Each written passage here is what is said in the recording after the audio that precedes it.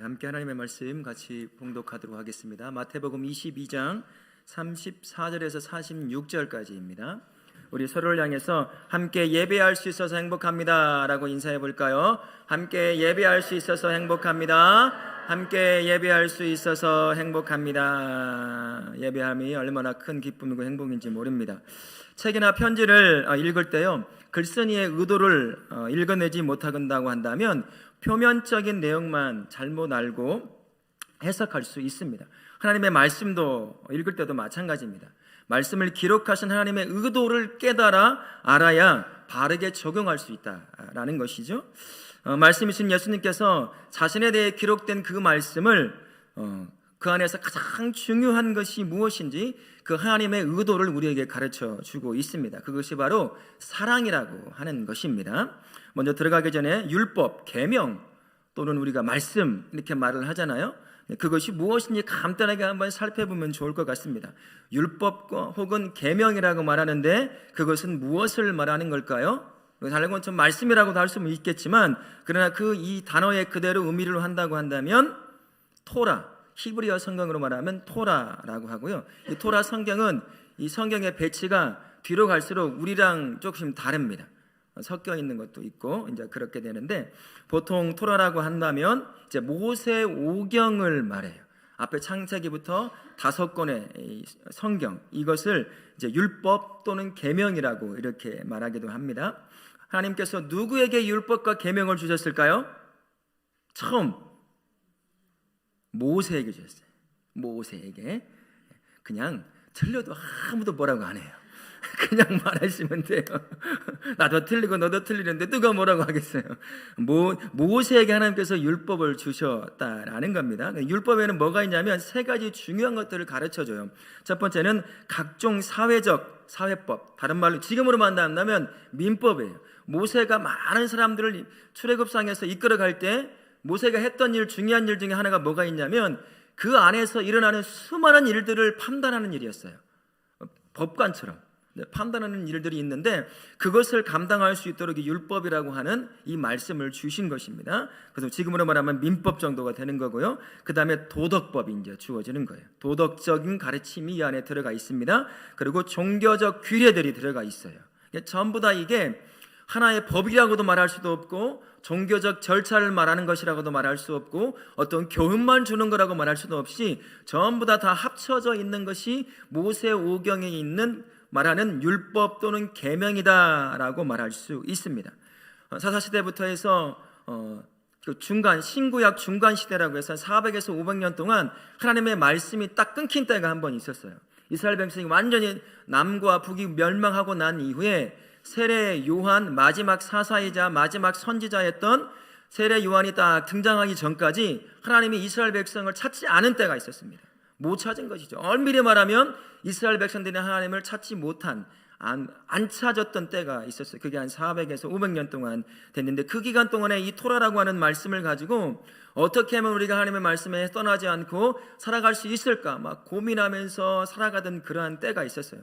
그러다 보니 여러 가지 율법에 기초한 어떻게 살아가야 할 것이냐, 우리가 왜 망했는 줄 아느냐, 주의 말씀을 지키지 않고 순종하지 않고 떠나서 우리가 멸망했다. 그러니 이 발견된 율법을 가지고 우리가 최대한도로 율법을 지킬 수 있도록 애를 써야 한다. 그러면서 수백 가지, 600가지가 넘는 삶의 규칙들을 율법을 기초로 해서 계속 만들어가기 시작한 거예요. 그것이 이제 사람들로 하여금 하나님 앞에 더 가까이 가게 하려고 하는 선한 의도로 시작된 것이었지만 결국은 사람을 옥죄는, 자유하게 만들지 못하고 사람으로 하여금 어떠한 틀 안에 갇혀서 이제 옴짝달싹도 못하게 만드는 그러한 역할을 이제 나중에는 하게 되는 거예요. 예수님이 오셔가지고 그걸 가지고 바리새인들을 계속해서 질타하는 거예요.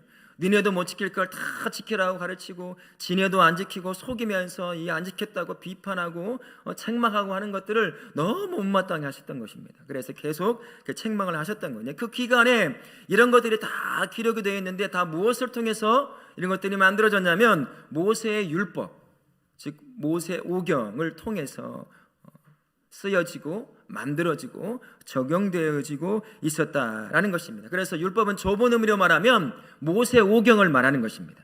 좁은 의미로 말하면, 그러나 현대적 지금 신약시대의 신약시대의 관점으로 바라보면 구약성경 전체 모세 오경을 토대로 그 다음에 모든 것들이 기록이 되어 있기 때문에 선지자든 왕이든 다 이 모세 오경을 통해서 세워지고 가르치고 인도했단 말이죠. 심지어 왕을 세울 때 기름과 함께 이 율법책을 전달해 줬어요. 그래서 이스라엘 왕은 무엇을 통해서 가장 먼저 통치를 해야 하냐면 정치적인 거, 군사적인 거, 그거보다 앞서서 율법의 말씀을 통해서 통치를 해야 했어요. 그 전쟁에 일어나도 안식일은 다 죽어도 지켜야 되는, 현대도 그랬단 말이죠. 그래서 이 안식일을 건너뛰고 전쟁을 하려고 애를 쓰는 민족이 바로 이 이스라엘의 민족이에요. 6.1 전쟁이라고 혹시 들어보신지 모르겠어요. 중동이 이스라엘을 침범을 했어요. 6일 동안, 안식일이 지나기 전에 6일 동안 이 전쟁을 끝내야 된다. 모세 나이안 장군부터 해서 에꾸른 장군이거든요. 그 사람을 중심으로 해서 전쟁을 6일 만에 끝내버렸어요. 그 작은 나라가 이 중동이 침범해 오는 것을. 그래서 그만큼 안식일을 중요하게 여기는 그러한 민족이었습니다. 그러한 민족이 이제 모세 오경을 중심으로 해서 전체 쓰여진 성경 전체를 지금은 우리는 다 이제 구약 성경이라고 받아들이고 있는 것이죠. 그래서 성경 안에서 가르치고 인도하고 깨닫게 하는 모든 것들은 우리가 지켜내야 하는 것입니다. 가끔 이런 말도 들어보시는지 모르겠어요. 구약 성경은 다 이미 지나버린 것이기 때문에 필요가 없다라고 이야기하는 사람도 있습니다. 그러면서 11조에 관한 문제, 무엇에 관한 문제를 거론하면서 이미 다 끝나버린 신약시대가 되었는데 구약 성경에 무슨 소용이 있겠느냐라고 말하는 참 말도 안 되는 그런 말을 하는 사람들도 있다는 사실 기억하십시오. 이게 CBS 방송이라든지 이런 데 가끔씩 나오는 사람들이 있어요. 그런 말에 우리가 현혹될 필요가 없습니다. 구약 성경 전체가 바로 우리를 향한 하나님의 마음이 담겨져 있는 하나님의 말씀이고 하나님의 마음이라 할 수 있는 것입니다. 그러니 구약 성경을 읽어가면서 그 안에 있는 하나님의 마음은 우리가 항상 느끼고 또한 깨닫고 순종해야 될 줄로 믿습니다. 우리 모든 성도님들은 이 율법의 말씀을, 가르침의 말씀을 순종하며 나아가는 우리 다울학교의 모든 성도님 되시기를 예수님의 이름으로 축원합니다. 이제 말씀으로 들어가 보겠습니다. 34절부터 40절까지 예수님의 가장 큰 계명에 대해 교훈하시죠. 36절 말씀에 대한 질문을 보면 율법사가 예수님을 시험하기 위해 던진 질문은 무엇입니까? 선생님, 어떤 계명이 가장 큰 계명입니까? 라고 물어봐요. 그러자 37절부터 39절까지 예수님이 이렇게 말씀하시죠. 뭐라고 말씀하시나요? 그렇죠. 내 마음을 다하고 목숨을 다하고 뜻을 다하여 주 너의 하나님을 사랑하는 것이 첫째 되는 계명이다. 그러니까 이것만 사랑하면 된다라고 말을 하는 것 같은데 39절의 말씀을 보면 뭐라고 그 앞에 딱 시작을 하냐면 그와 같으니. 이 말은 무슨 말일까요? 똑같다는 거예요. 그와 같다는 거예요. 하나님을 그렇게 사랑하는 것처럼 그 다음에 그와 같으니 뭐라고요? 내 이웃을 내 자신같이 사랑하라. 이웃을 사랑하는 게 하나님을 사랑하는 거라는 거죠. 그러면서 거기에 딱 예수님께서 빠져나가지도 못할 말을 하나 딱 껴놨어요. 뭘까요? 너 자신같이. 너 사랑하지? 네 목숨 사랑하지? 그런 것처럼 하나님을 사랑하고 이웃을 사랑하라 라고 우리에게 가르쳐 주고 있는 거죠. 40절의 말씀의 질문을 보면 예수님이 이 두 계명에 대해 무엇라고 덧붙이십니까? 이 두 계명은 온 율법과 선지자의 강령이니라. 강력한 명령이라는 것이에요. 사랑은 내가 해도 되고 안 해도 되는 건가요? 방금 얘기했잖아요. 강력한 명령이라고 했단 말이에요. 내가 사랑하고 싶지 않아도 어떻게 해야 된다는 걸까요? 사랑해야 돼. 이를 깨물고. 옆에 남편 한번 보세요. 이를 깨물고 사랑할 뿐인지 사랑을 해야 돼. 명령이에요. 명령. 이 안에서 올라오는 것이 있어도 하나님이 사랑하라고 했으면 사랑하는 거예요. 근데 신기하게 사랑하기 시작하면, 마음 먹기 시작하면 어떤 일이 발생할까요? 사랑이 되어진다는 것이. 그게 그래서 하나님께서 우리에게 명령해 주시는 겁니다. 사랑 자체이신 하나님을 사랑하게 될 때요, 진정한 사랑을 할 수 있게 됩니다. 유대인들은 율법이 하나님을 사랑하는 거라고만 여겼던 것 같아요. 그러니까 어떤 율법학자들이 또 때로는 반대 의견을 냈던 것 같습니다.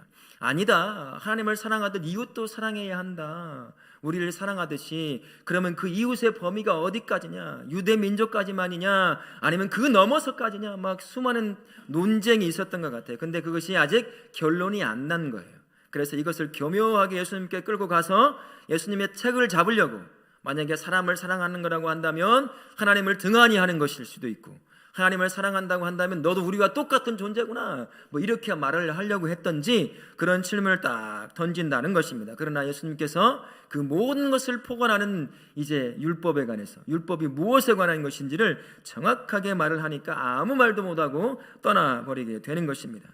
사람에 대한 사랑이 강조되지 않았던 거예요. 율법을 가르치던 유대 민족들이요. 그래서 하나님을 먼저 사랑하는 것이 우선이다라고 생각만을 했던 것 같습니다. 근데요, 그게 바로 하나님의 사랑의 원리를 제대로 깨닫지 못한 것입니다.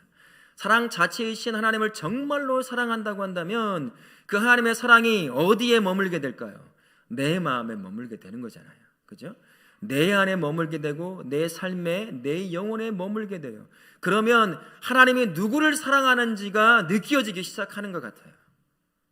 하나님의 사랑을 내가 정말 갈급하고 그 사랑으로 내 안을 가득 채워주십시오 라고 기도하면 그 사랑이 내 안에 채워지기 시작할 때 하나님이 누구를 사랑하는지, 나만을 사랑하는지, 옆에 있는 다른 지체와 형제도 사랑하는지 그제서야 눈이 띄어지기 시작하는 것 같다는 것이죠.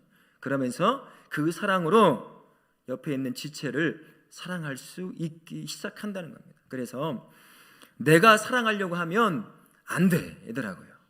내가 사랑하려고 하면 잘 안 돼. 다 해보셨잖아요. 그죠? 우리 남편 사랑해 보려고 사랑하게 해주셔서 기도 많이 했잖아요. 근데 지금도 여전히 아닌 것처럼 그냥 눈만 깜빡깜빡 하지 마시고요. 잘 안 되는 거잖아요. 그죠? 근데 하나님의 사랑이 내 안에 채워지기 시작하면 이제 이 안에 있던 내 욕심, 내 생각들이 짓눌리기 시작하면서 그 사랑이 넘치기 시작하는 겁니다. 내 입을 통해 넘치고 바라보는 눈빛을 통해서 이제 넘치기 시작하고 사람을 대하는 태도에서 내 언어를 통해서 그 사랑이 이제 나를 향한 사랑이 조금씩 묻어나오기 시작하는 것 같아요. 누군가를 미워한다 그러면 그 안에 하나님의 사랑이 많이 빠져나가고 식어져 갔다는 것과 똑같은 것입니다. 예수께서 정확하게 말씀해 주셨어요. 하나님을 사랑하듯 그와 같이 내 이웃을 사랑하라고 말씀하셨거든요. 내 이웃에 대한 사랑이 없다 그러면 그 안에 내가 하나님을 향한 사랑이 많이 식어져 갔다는 얘기입니다. 그럴 때 해야 될 일이 뭐겠어요? 하나님, 주님의 사랑으로 나를 가득 채워주십시오. 내 안에 빈 공간이 생기기 시작하고 있어요. 그러다 보니 이 안에 있는 내 것이, 내 육신의 생각과 욕심이 계속 나를 올라와서 막 나를 지배하려고 해요. 마음을 지배하고 내 눈을 지배합니다. 그래서 주님이 원하시는 삶을 살지 못하고 내가 원하는 삶을 살려고 합니다. 그러니 주님, 오늘도 나에게 주님의 사랑으로 가득 조금만 채워주는 것이 아니라 꽉 차서 이 안에 있던 그 미움과 시기와 질투를 질식시키고 그 사랑에 차고 넘쳐서 다른 사람에게까지 흘러갈 수 있도록 도와주십시오 라고 우리가 항상 매일같이 간구를 해야 돼요. 그렇지 않으면 이 안에 있는 것들로 사로잡히게 됩니다. 못 이겨요. 이겨낼 수가 없어요. 우리 모든 다울학교 성도님들은 가장 먼저 하나님의 뜻을 구하면서 동시에 구해야 될 것이 하나님에 대한 사랑이에요. 누군가를 사랑하게 해달라고 먼저 기도하기 전에 주님의 사랑으로 나를 가득 채워주십시오. 그래서 내 눈이 바뀌고 내 마음이 바뀌게 도와주세요. 그래야 그제서야 사랑할 수 있을 것 같아요.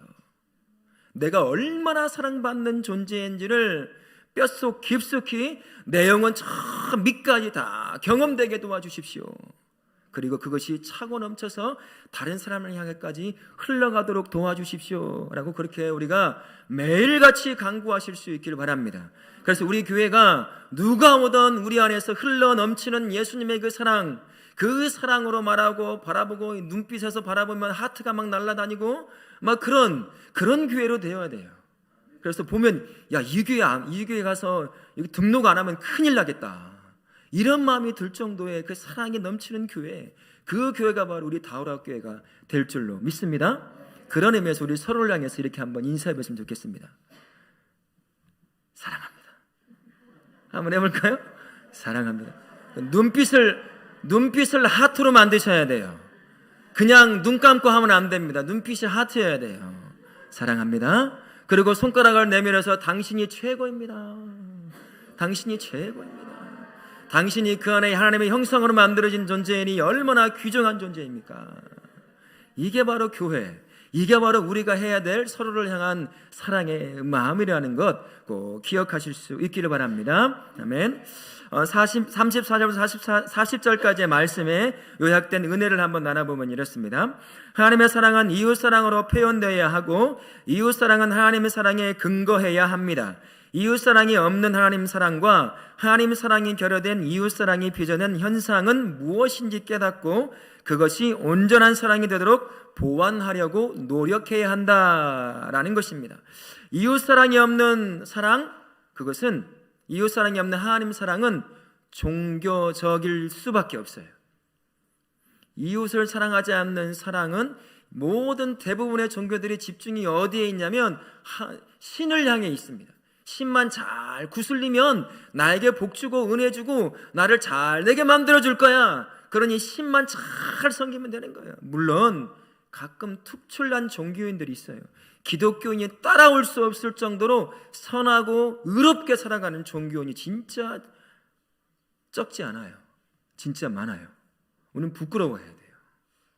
부끄러울 수 있어야 돼요. 우리가 그들보다 못하다는 것입니다.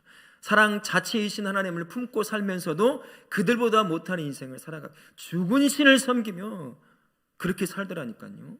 여러분 만나보신 분도 계실 거예요. 그래서는 안 된다는 것입니다. 그런데 대부분의 종교들은 그렇지 않다는 것입니다.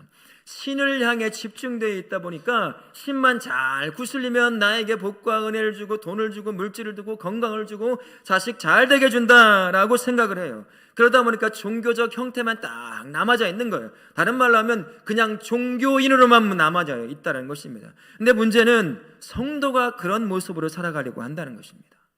성도가 사랑 자체에서 하나님을 품고 살아가면서도 불구하고 죽은 신을 믿는 사람과 거의 다를 바 없이 살아가는 거예요.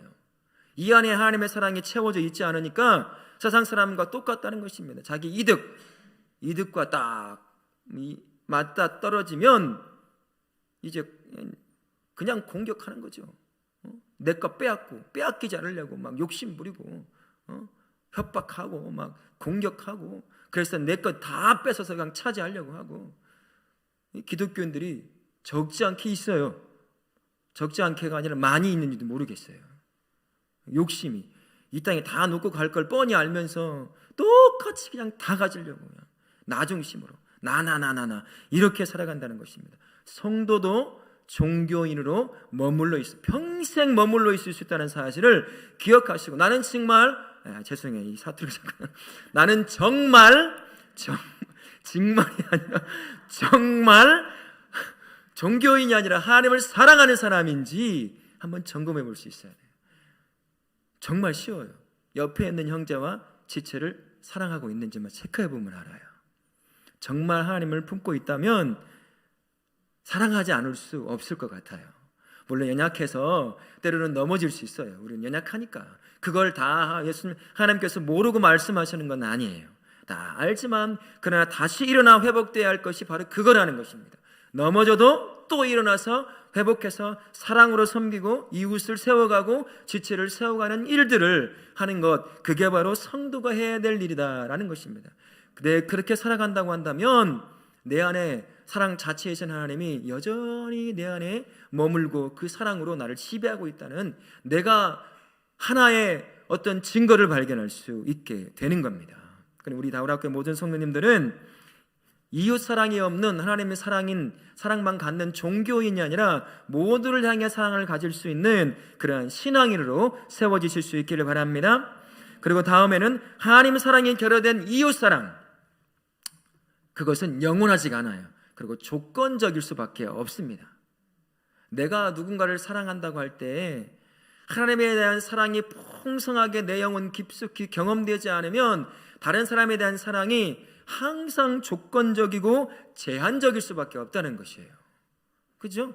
내가 받은 사랑이 얼마나 큰지 아는 사람은 그 크기만큼 다른 사람을 사랑하고 이해하고 받아들이고 용서하고 끌어안을 수 있다는 겁니다. 근데 이만큼만 받으면, 아니, 저 집사님이 이만큼만 받으면 다른 사람을 얼마만큼만 사랑할 수 있어요?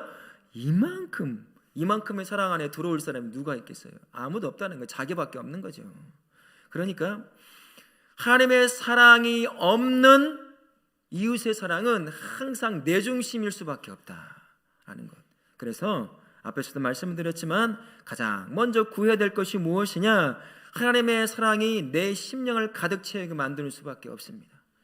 그리고 그 사랑 가운데 내가 얼마나 큰 사랑을 받고 있는지 매일같이 경험하는 수밖에 없는 것 같아요. 계속 간구하는 겁니다.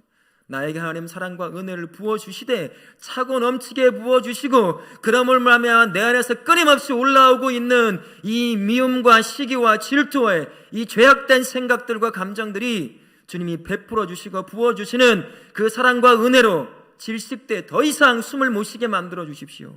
그리고 내 안에서, 내 입에서, 내 눈에서, 내 삶에서 흘러가는 것은 하나님의 사랑뿐입니다 라고 그렇게 하루를 시작하실 수 있기를 바랍니다.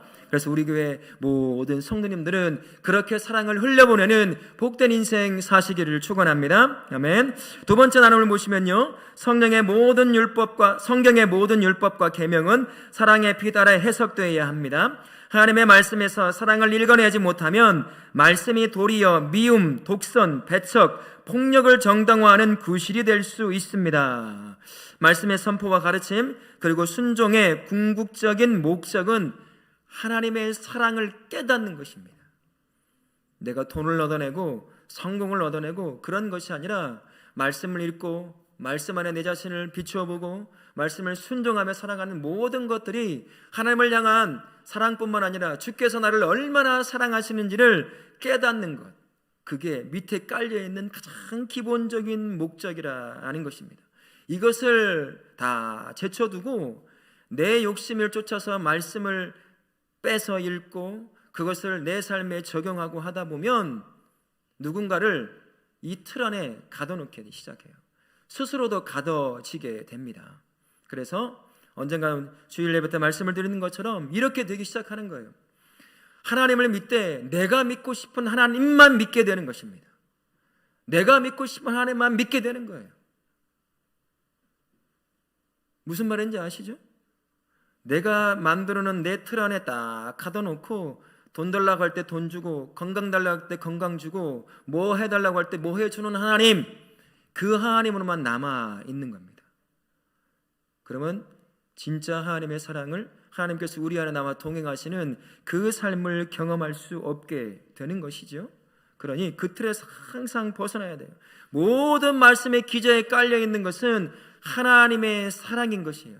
하나님을 향한 사랑뿐만 아니라 하나님이 우리를 향해 가지고 있는 사랑, 그 사랑을 찾아내서 그 사랑을 누릴 뿐만 아니라 그 사랑을 흘려보내는 인생, 그게 바로 성도의 삶이다라는 것을 꼭 기억하실 수 있기를 바랍니다. 말씀을 도구로 삼는 자들이 있습니다. 사람을 이단이 그런 짓을 해요. 특히 이단이. 그리고 자기 이득을 위해서 교회를 사유화하고 자기 제자를 만들어내는 성직자들이 그런 일을 할 때가 있어요. 말씀을 던져서 그 안에 가둬놓습니다. 그리고 그걸 소울 타이라고 하거든요. 영혼을 가둬놓고 자기만 따르도록. 목사는 누구의 제자를 만드는 사람이냐면 목사의 제자가 아니라 예수님의 제자를 만드는 사람이에요. 저는 그 사이에 껴있으면 절대로 안 되는 게 목사입니다. 성도가 하나님과 1대1로 만나서 교제하고 주님 때문에 기뻐하는 사람이 돼야지 그 중간에 목사가 껴서 목사 때문에 하나님을 믿고 목사 때문에 하나님 기뻐하고 행복해하는 건 그거 건강한 신앙 아니에요. 건강한 목사 아닙니다. 목사는 그 삶에서 완전히 빠져나와야 돼요. 그리고 성도가 하나님과만 1대1로 관계 가운데 놓여 있게 만들어줘야 됩니다. 그래야 건강한 신앙이 되는 것이에요. 저를 위해서도 그걸 기도해 주시기 바랍니다. 제가 내 제자를 만들어내는 목사가 아니라 예수님의 제자를 만들어내는, 세우는 목사. 저는 그 사이에서 완전히 빠져나가 없는 존재가 되는 사람, 나 때문에 기뻐하는 사람이 아니라 하나님을 만난 것 때문에 기뻐하고 행복해하는 사람, 그 사람을 세워갈 수 있는 목사가 될 수 있도록 저를 위해서 항상 기도해 주실 수 있기 바랍니다. 건강한 교회지만, 교회처럼 보이지만 건강하지 못한 목사 때문에 교회가 참 힘들고 어려운 것이 많아요. 겉으로는 건강하고 부흥해서 가진 것처럼 보이지만 그렇지 않을 때가 참 많다는 것입니다. 내 제자를 만들어 놓는데 자기는 몰라요. 자기는 모른다는 것이에요. 심각한 문제일 수도 있습니다. 그러니까 저를 위해서 기도해 주시되 나를 통해 예수님을 만나고 그리고 나는 빠지고, 그래서 예수님과 1:1로 다 만나서 예수님 때문에 기쁜 사람, 예수님이 말하면 죽는 신흥도 할 수 있는 사람, 목사가 말한다고 죽는 신흥하는 사람이 아니라 예수님이 말하니까 순교도 각오하고 나가고 예수님이 내려놓으라고 하니까 그냥 다 내려놓을 수 있는 사람, 그 사람을 세워지는, 그런 사람이 세워지는 우리 교회가 되도록 항상 기도하며 섬기실 수 있기를 축원합니다. 아멘. 큰 두 번째입니다. 41절부터 46절까지의 말씀입니다. 예수님이 그리스도의 정체에 대해 교훈하십니다. 42절 말씀에 대한 질문을 보시면요, 그리스도가 누구의 자손이냐는 예수님의 질문에 바리새인들은 뭐라고 대답을 하죠? 다윗의 자손이니이다. 알기는 참 잘 알고 있었어요. 여기까지는. 두 번째 43절 44절의 질문, 성령에 감동된 다윗은 그리스도를 누구라고 칭했습니까? 주라 칭하여 말하되 주께서 내 주께 이르시되. 이들은, 유대민족은 다윗 왕을 정말 하나님 다음으로, 모세 다음으로 섬기고 모세 다음으로 존경하는 사람 중에 한 명이었습니다. 근데 그 다윗이 예수를 향해서 내 주라고 말을 하는 거예요. 이 말을 딱 예수님이 전해주는 것이죠. 46절에 다윗이 주라고 칭한 그리스도가 어떻게 다윗의 자손이 되느냐라는 예수님의 질문에 바리새인들은 어떤 반응을 보이죠? 한마디도 능히 대답하는 자가 없고 그날부터 감히 그에게 묻는 자가 없더라. 말로 해서, 지혜로 해서는 당할 수가 없는 거예요. 자기들은 율법을 다 머릿속에 꿰고 있다고 생각하는데 그 안에 밑에 깔려있는 하나님의 의도를 깨닫지 못하니까 겉만 핥고 있으니까 진짜 의미를 모르는 거예요. 예수님이 말을 해줘도 모르는 것입니다. 이런 상태인 것이죠. 유대인들은 예수님에 대해서 표면적인 지식만을 가지고 있었던 거예요. 다윗의 자손으로 태어날 것이다, 그것만 알고 있었지, 다윗이 그분을 향해 내 주라고 표현한 것에, 고백한 것에 대해서는 도저히 그게 뭔지 해석을 못하는 것이죠. 그들이 가지고 있던 한계가 바로 이것입니다. 우리도 이런 실수를 범할 수 있다는 거예요. 말씀에 대한 깊은 이해가 없이 표면적인 말씀을 가지고 내 삶에 적용하는 거죠. 이웃의 삶에 적용하는 겁니다. 그래서는 큰일 나는 거예요. 그래서는 안 되는 겁니다. 뭐 주일날 원로 목사님도 얘기했잖아요. 독을 먹어도 살리라. 그것과 비슷한 현상이 일어나기 시작하는 거예요. 말씀을 읽을 때 물론 어느 테두리 안에서 한 구절만 딱 뽑아도 큰 문제가 안 되는 말씀들이 참 많이 있습니다만, 어떤 말씀은 전체 한 단락이든 한 장이든 그 전체 안에서 이해되어야 될 그러한 문장들이 있어요. 근데 그런 것들을 다 무시한 채 내가 나를 위한 말씀이네 하고 딱 떼서 그것만 적용하면 안 된다는 것이에요. 그 대표적인 것이 뭐냐면 내 처음은 뭐죠? 나중은 창대하리라. 내 처음은 시작은 미약하나 내 나중은 그 말이 지금 욥을 놀리고 조롱하는 말이에요, 사실은. 근데 말이 너무 좋잖아요. 지금은 이만한데 좀 지나면 이만해질 거라고 하니까 그거 막 가게에다 이렇게 걸어놓고 막 난리를. 물론 그 자체에 또 하나님이 그렇게 주셔요. 이제 그것까지 알면서 이제 하지만, 그러나 전체 문장 안에서 한번 읽어봐야 된다는 것이에요. 그런 부분이 있다라는 것입니다. 우리가 그런 실수를 범하지 않아야 한다라는 것 꼭 기억하실 수 있기를 바라요. 41절 46절까지의 말씀의 은혜를 다시 한번 나눠보면, 세 번째 나눔입니다. 예수님은 이스라엘만이 아니라 다윗의 주, 곧 온 세상의 왕이신 하나님의 아들이십니다. 예수님을 나와 우리만의 구주로 제안할 때와 온 세상의 구주로 받아들일 때 우리 신앙의 상태는 분명한 차이를 보이게 됩니다. 예수님을 나와 우리만의 구주요 왕으로 모시게 된다라고 할 때 믿음의 시야가 굉장히 좁아지게 되는 것이죠. 예수님을 부릴 수 있는 우상으로 만들어 볼 수도 있다는 것이에요. 나와 우리만을 향한, 나만을 향한 예수님으로 믿기 시작한다. 그러면 예수님은 살아계신 하나님이 아니라 죽은 우상, 내가 조금 전에 말씀을 드린 것처럼 부릴 수 있는 우상처럼 섬기게 된다라는 것이에요. 그러니까 하나님의 말씀을 알아가는 일들에 우리가 등한히해서는 안 되는 것입니다. 그리고 하나님을 경험하는 데 있어서 내가 경험한 하나님만이 그 하나님이라고 말해서도 안 된다는 거예요. 그래서 큐티를 하고 함께 나누는 이유가 뭐가 있냐면, 내가 경험하지 못하고 내가 깨닫지 못하는 하나님의 또 다른 면을 다른 형제와 자매가 깨달을 수 있기 때문인 거예요. 내가 보지 못하고 경험하지 못한 하나님의 모습을 경험하게 되고 간접적이지만 깨닫게 되는 것입니다. 그러면서 하나님을 이해하고 받아들이고 믿는 지평이 조금씩 넓어지는 거예요.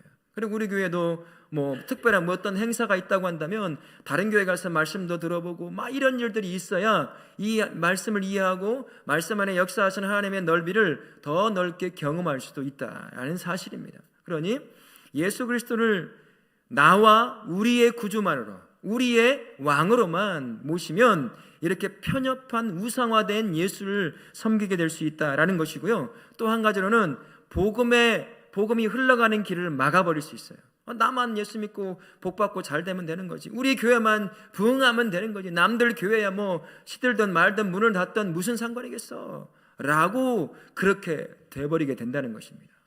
이 한쪽 팔이 썩어 죽어가는데 이 몸이 건강하겠어요? 똑같이 썩어 죽어가는 거예요. 옆에 있는 교회가 죽어가면 우리 교회도 죽어가는 것과 똑같습니다. 옆에 있는 아픔 때문에 가끔 그들이 떠난 사람들이 이 교회에 와서 이 교회가 부흥하는 것처럼 보이지만 그거 부흥이 아니에요. 아픔을 보여주는 현실이라는 것입니다. 교회가 죽어가고 있는 것을 보여주는 현실이라는 것이에요. 그러니 우리 교회가 건강하게 세워짐과 동시에 그 건강한 삶의 성령의 에너지를 이웃의 교회들에게, 가난한 성도로 전락해버린 성도들에게 흘려보낼 수 있을 정도로 건강하게 우리 교회가 세워질 수 있어야 돼요. 그러려고 한다면 나와 우리만의 왕이요, 나와 우리만의 구주로 여겨서는 절대로 안 된다라는 것입니다. 모든 만민의 구주로 여길 수 있어야 한다는 거죠. 그래야 우리의 믿음의 시야의 지평이 쫙 넓어지면서 그제서야 많은 것들이 보여지기 시작하는 거예요. 그래서 해외 선교를 하는 이유도 바로 거기에 있는 겁니다. 나만, 우리만, 이 땅만 바라보면 안 되기 때문인 것이에요. 모든 사람들, 내가 거저받았으니 이제 거저받은 그 복음을 많은 사람들에게 흘려보내야 되는 것이죠. 해외를 향해 나갈 뿐만 아니라 이 지역에 있는 많은 어려운 사람을 향해서도 예수의 사랑을 심어서, 복음을 심어서 그들에게도 흘려보낼 수 있는 교회, 그러므로 말미암아 끊임없이 복음이 우리 안에 갇혀져 있지 않고 내 안에 갇혀지지 않고 다른 사람에까지 계속 흘러가서 내가 예수 때문에 행복하고 기쁜 것처럼 많은 사람도 예수님 때문에 행복하고 기쁜 사람으로 세워가야 하는 것이 교회라는 것입니다. 그래서 예수를 알되 믿되 나와 우리만을 향한 왕이요 구주로 믿는 것이 아니라 모든 사람을 향한 구주요 왕으로 믿는 우리 다우라교회 모든 성도님들 되실 수 있기를 예수님의 이름으로 축원합니다. 아멘. 말씀의 핵심은요, 하나님의 사랑임을 꼭 기억하실 수 있기를 바랍니다. 율법이요 말씀은 하나님의 사랑을 직간접적으로 다 포함하고 있다는 것입니다. 그게 어떠한 모습이건 간에 하나님이 우리를 향한 사랑을 표현하고 하나님이 우리를 향한 사랑뿐만 아니라 이웃을 향한 사랑이 다 담겨져 있는 것이 바로 율법이요 계명이요 하나님의 말씀이다라는 것을 꼭 기억하십시오. 그래서 이 사랑은요, 사랑 자체에서는 하나님을 깊이 내 안에 품고 경험하게 될 때 그제서야 주께서 원하시는 그 사랑을 행해 나갈 수 있다라는 것입니다. 우리 다루게 모든 성도들은 사랑을 간구하시되 사랑 자체이신 하나님의 사랑을 간구하실 수 있기를 바라요. 나만을 위한 사랑을 달라고 마시고 내 안에, 내 영혼에, 내 삶에 나를 향한 하나님의 그 사랑이 가득 차고 넘치도록, 그래서 다른 사람을 향해서까지 흘러갈 수 있도록 해달라고 그렇게 간구하실 수 있기를 바라겠습니다. 또한 예수님은 만왕의 왕이심을 기억하십시오. 나와 우리 교회만을 위한 왕도 아니고 구주도 아닙니다. 우리 예수님은 모든 민족, 아무리 극악한 살인자라 할지라도, 나를 아프게 하고 힘들게 한 사람이라 할지라도 그 모든 사람을 향한 다 왕이요 구주요 사랑의 하나님이라는 사실을 인정하시고 기억하시고 그들을 향해 나를 사랑하고 구원하신 예수 그리스도를 그렇게 증거함으로 말미암아 내가 누리고 있는 그 예수님의 구원의 은혜와 사랑을 그들도 똑같이 누릴 수 있도록 그렇게 만들어 가시는 우리 다우럽게 모든 성도님을 되실 수 있기를 예수님의 이름으로 축원합니다. 아멘.